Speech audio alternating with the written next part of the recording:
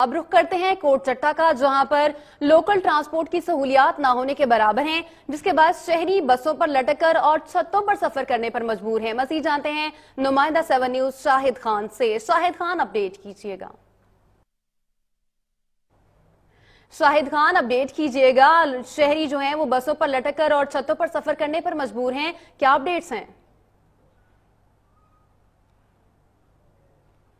बिल्कुल, हम इस वक्त कोट चट्टा में मौजूद हैं। कोट चट्टा में अगर सफरी सहूलियात के हवाले से भी जाए तो यहाँ पर कोट चट्टा जो पब्लिक ट्रांसपोर्ट है वो इंतहाई खटारा बन चुके हैं। बसें पुरानी और खटारा होती हैं, और दूसरी तरफ जो स्कूलों कॉलेज में जाने वाले तलबा जो है ना, बसों की छतों पर और पैदानों पर और बसों के पीछे लटक कर उनको स्कूल जाना पड़ता है। दूसरी तरफ मजदूरी के लिए जाने वाले शहरी भी बसों की छतों पर और जो है ना पीछे पैदानों पर लटक के जाते हैं, जिसकी वजह से आए रोज़ हादसात मामूल बन चुके हैं। जबकि दूसरी तरफ मैं आपको आगाह करता चलूँ कि महकमा एक्साइज RTA और महकमा ट्रैफिक पुलिस कैमरा इन ट्रांसपोर्टर से भारी मंथलियाँ लेता है। तकरीबन 3 से 4 लाख रुपए की मंथलियाँ ली जाती हैं, जिसकी वजह से इनके खिलाफ किसी किस्म की कोई कार्रवाई अमल में नहीं लाई जाती।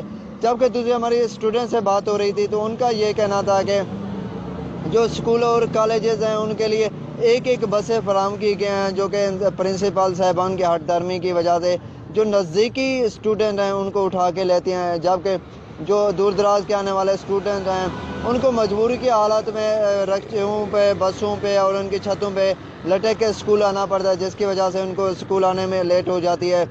और आए रोज़ हादसा इन्हीं की वजह से मामूल बन चुके हैं। जबकि ज़िलाई इंतज़ामिया ने इस हवाले से कोई नोटिस नहीं लिया।